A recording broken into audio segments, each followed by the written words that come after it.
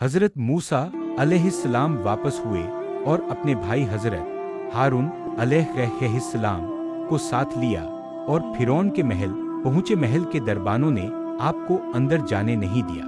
मूसा अलैहिस्सलाम ने कहा, मैं कासिद हूँ यानी पैगाम लेकर आया हूँ, तो दरबानों ने अंदर जाने दिया। हजरत मूसा अलैहिस्सलाम ने फिरौन को दीन की दावत दी तो फिरौन ने कहा कि तेरा रब कौन है? जवाब में मूसा अलैहिस्सलाम ने कहा, वो आसमानों और जमीन के तमाम चीजों का रब है। ये बात मूसा अलैहिस्सलाम ने तमाम दरबारियों से मुखातिब होकर की थी। फिर फिरौन बोला, अगर तू अपने वादे में सच्चा है तो निशानियां पेश कर। अब मौका आ गया था कि वह दोनों मोज़े पेश किए जाएं। फिर मूसा अलैहिस्सलाम ने अपनी लाठी जमीन पर रख दिया तो वह अजधा बन गया और अपने गिरेबान से हाथ निकला तो वह चमकने लगा। फिरौन ने कहा, ये तो सिवाय जादू के और कुछ नहीं है, और कहा कि तुम्हारे मुकाबले में मैं भी मशहूर जादूगरों को लाऊंगा। मूसा अलैहिस्सलाम को इसी वक्त का इंतजार था कि सबसे सामने दावत पेश की जाए। मुकाबले का दिन मुकर्रर हुआ।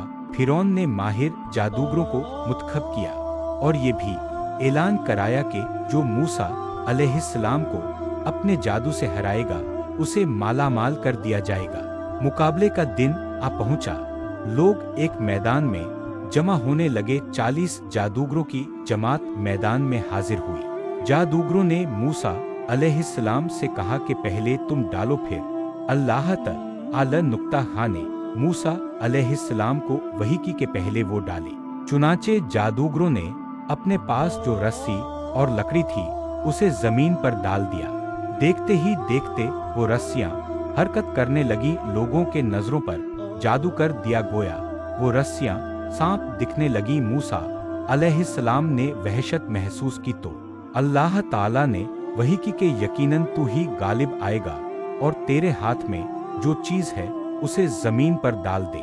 चुनाचे मूसा अलैहिस्सलाम ने जैसे ही अपनी लाठी जमीन पर डाला तो एक अजधा बन गया और तमाम जादूगरों की रस्सियों। जब जादूगरों के ये मंजर देखा तो समझ गए कि ये जादू नहीं हो सकता बल्कि एक अल्लाह के तरफ से है। सारे जादूगर सजदे में गिर गए और बोले, मैं तो मूसा अलैहिस्सलाम और हारून अलैहिस्सलाम के रब पर ईमान लाता हूँ। तफसीर सूरह ताहा। जब फिरौन ने देखा कि सारे जादूगर ईमान ले आए हैं तो बोला कि मेरे से बिना पूछे तूने मूसा अलैहिस्सलाम पर ईमान कैसे ला सकते हो?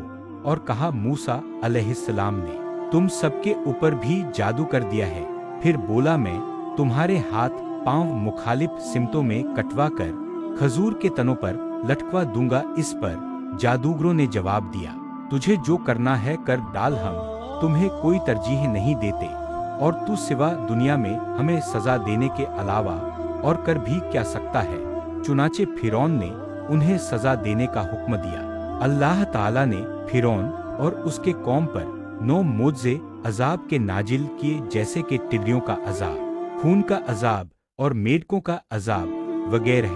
फिरौन और उसकी कौम हजरत मूसा अलैहिस्सलाम से दुआ के लिए कहती तो मूसा अलैहिस्सलाम दुआ फरमाते तो वह अजाब टल जाता, लेकिन फिर वे सरकशी और नाफरमानी करने लगते थे। आखिरकार अल्लाह ताला ने हजरत मूसा अलैहिस्सलाम को वही की के रातों रात तू मेरे बंदों को लेकर निकल जा। बनी इसराइल की कुल तादाद 6 लाख थी। सुबह जब फिरौन को ये मालूम हुआ तो उसने उनका पीछा करने का हुक्म दिया। हजरत मूसा अलैहिस्सलाम अपने लश्कर को लिए बहरे अहमर के किनारे पहुंचे। जब वह पीछे मुड़कर देखा तो फिरौन और उसका लश्कर पीछा करते हुए चला आ रहा है।